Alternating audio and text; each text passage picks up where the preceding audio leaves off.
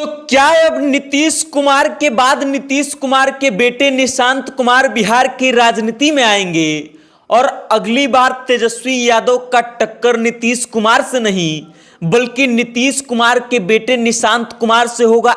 इस बात की जानकारी नीतीश कुमार के खासम खास मंत्री ने खुद ही दे दी है और अब नीतीश कुमार के खासम खास मंत्री ने निशांत कुमार को लेकर के क्या क्या कहा है और क्या बताया है कि निशांत कुमार विधानसभा चुनाव लड़ेंगे या नहीं, इसके बारे में हम आपको पूरी जानकारी देंगे, एक एक बात बताएंगे। लेकिन उससे पहले आप हमारा परिचय जान लीजिए। नमस्कार, मेरा नाम वेद प्रकाश है। आप सत्ता से जनता तक देखना शुरू कर चुके हैं और कैमरे के पीछे हैं सुशील कुमार पांडे।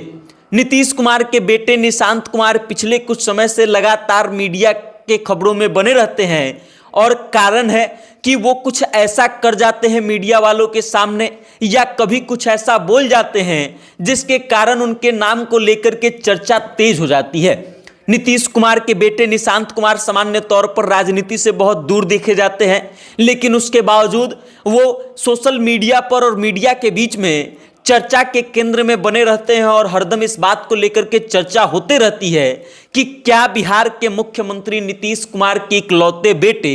निशांत कुमार भी बिहार की राजनीति में आएंगे या फिर वो कुछ और करेंगे। वो पेशे से इंजीनियर है, इंजीनियरिंग की पढ़ाई पूरी कर चुके हैं और उसके बाद से कई मौकों पर मीडिया वालों के सामने बातचीत करते निशांत कुमार नजर आ चुके हैं। कभी वो मीडिया वालों से बातचीत करते हुए ये बताते हैं कि बाजार आए हैं एक साउंड सिस्टम लेने के लिए जिसमें वो भजन सुनना चाहते हैं, तो कभी नीतीश कुमार का पैर छू करके प्रणाम करना उनको सुर्खियों में ला देता है, तो कभी मीडिया वालों के सामने बिहार के लोगों से हाथ जोड़कर इस बात का अपील करना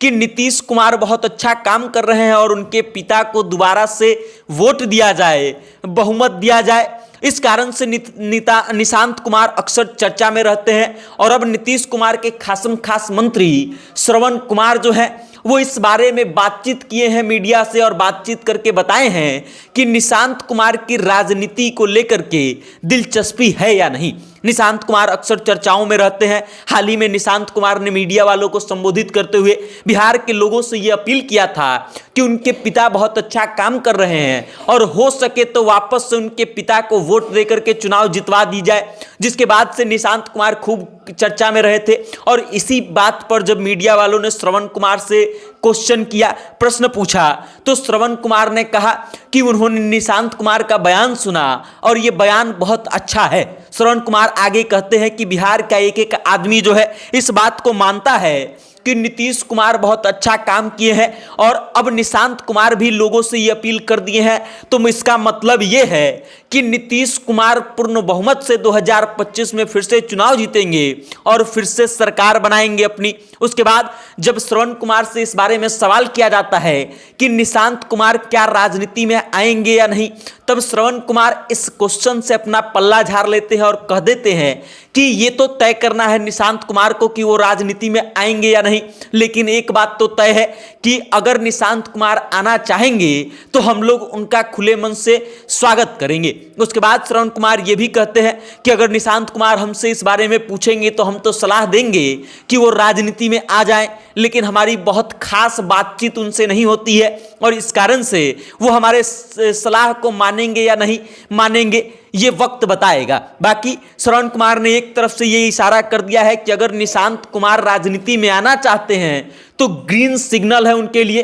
क्योंकि श्रवण कुमार आगे कहते हैं कि मैच्योर लोगों को राजनीति में आना चाहिए और इस बात को कहीं ना कहीं इस बात से जोड़ करके देखा जा रहा है कि जनता दल यूनाइटेड और बिहार के तमाम बड़े बड़े मंत्री जो हैं इस बात को लेकर के आश्वस्त हैं कि नीतीश कुमार के बेटे को राजनीति में आना चाहिए। और अब नीतीश कुमार के बेटे निशांत कुमार अगर बिहार की राजनीति में आते हैं तो उनका कंपैरिजन सीधे सीधे लालू प्रसाद यादव के छोटे बेटे तेजस्वी प्रसाद यादव से होगा और उसके बाद देखने को एक दिलचस्प लड़ाई मिलेगी। बाकी अब आप इस पूरे मुद्दे को लेकर के क्या सोचते हैं, नीतीश कुमार के बेटे निशांत कुमार के बारे में क्या सोचते हैं, अपनी राय कमेंट करके हम तक भेजिएगा और देखते रहिएगा सत्ता से जनता तक। बहुत बहुत धन्यवाद।